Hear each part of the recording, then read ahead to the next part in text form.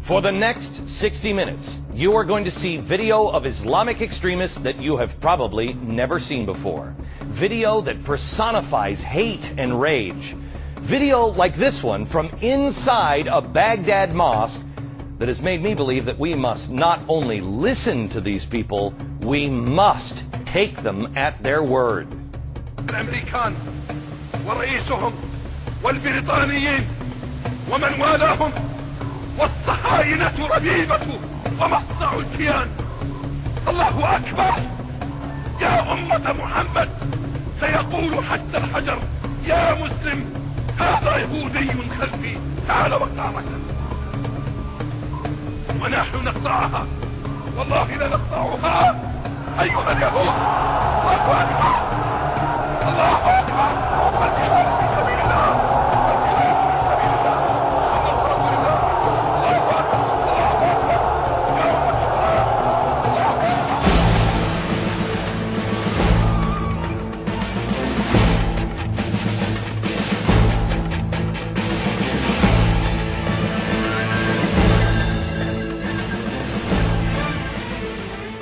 A few months ago, my producers showed me a video of Islamic extremists leading a massive rally against Israel and the U.S. in the Middle East.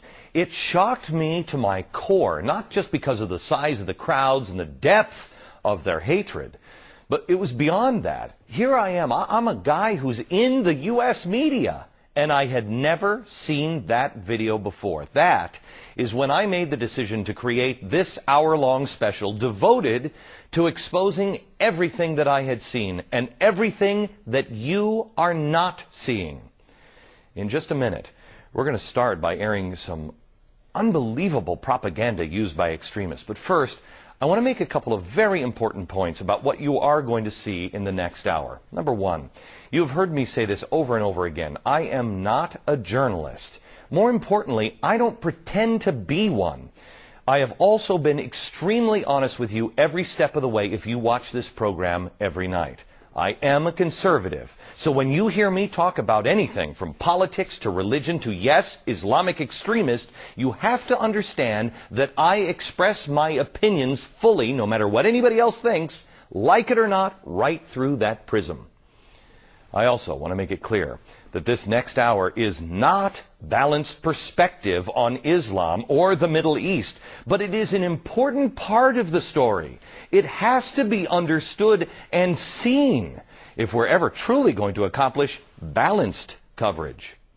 Finally, the video you are going to see tonight is from all over the Middle East, people that are involved in many different conflicts, but there is one common thread. They all use their religion to justify their hatred.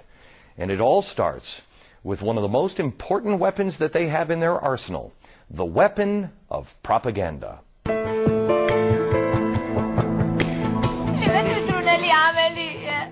Why am I being operated on? I'm not sick. My eyes are healthy and I see everything. What you're seeing is an actual series that aired on Iranian television called Zara's Blue Eyes. Please, please, don't come near me with that needle. Help me, help me, help me. Little Palestinian children have their eyes stolen by Israelis. My eyes, I can't see a thing.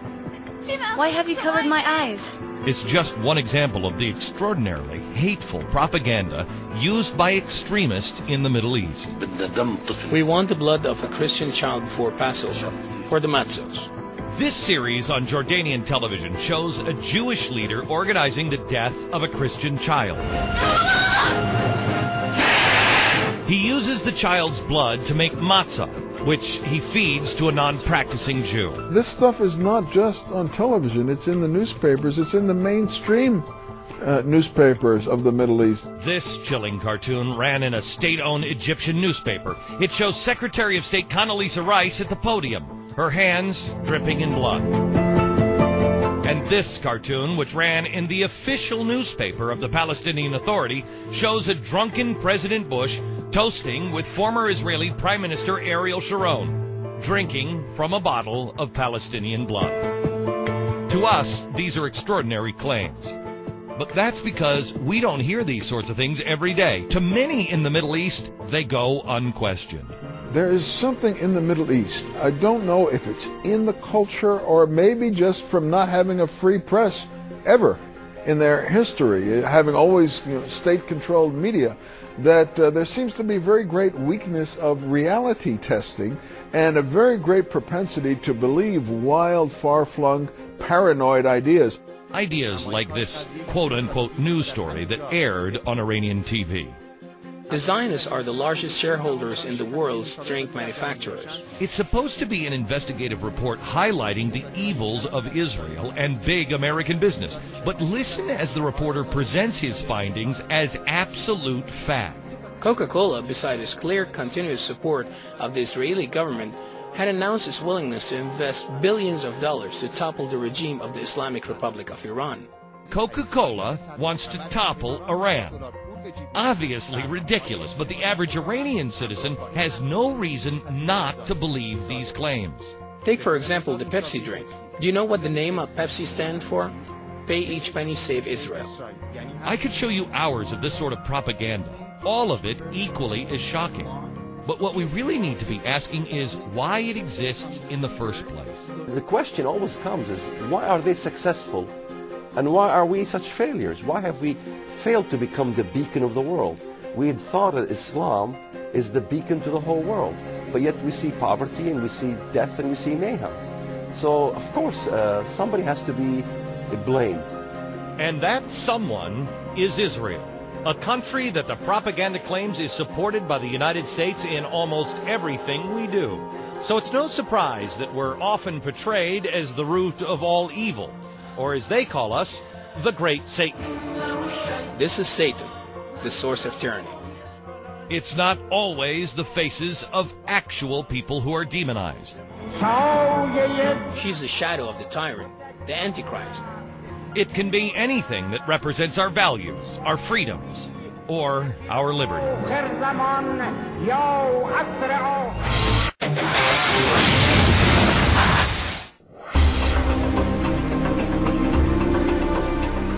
Iran's President Ahmadinejad has recently said that his country's nuclear program will be up and running by the end of March. And while some people just think he's bluffing, the International Atomic Energy Agency has found traces of plutonium and enriched uranium at an Iranian nuclear waste site. Still, there are those who say that Iran should just be a partner in constructing the future of the Middle East. Those people are probably only seeing the flowery interviews Ahmadinejad has given to Brian Williams or Mike Wallace here in the U.S. Unfortunately, as many of you will see now for the very first time, they are not hearing the whole story. On September 19th, Iranian President Ahmadinejad addressed the United Nations.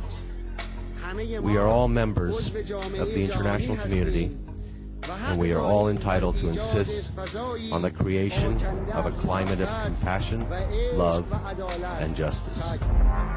1 month later, back in Iran, Ahmadinejad made another speech. This time without the lights, the cameras, and the worldwide media attention. What is the Security Council anyway? The whole world knows that America and England are the enemies of the Iranian nation. Well, there's no question that he is a very, very clever and smart debater. Then you can go back and dissect what he says to us or to the United Nations and understand that it's a smokescreen. A man with two faces and two very different messages. But most of us in the United States have only been exposed to the carefully crafted messages he wants us to hear. Our message is a message of peace and brotherhood with all nations, with all people. We love the American people as we love our own.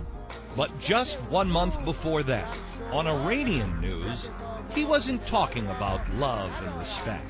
If you want to have good relations with the Iranian people in the future, you should acknowledge the right and the might of the Iranian people. If you do not accept this, the Iranian people will force you to bow and surrender.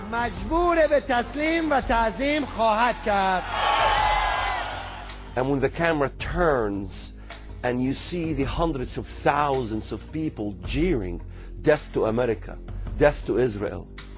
It is this part that the West doesn't see. Back in the U.S., President Ahmadinejad was asked about Israel, and he answered very carefully.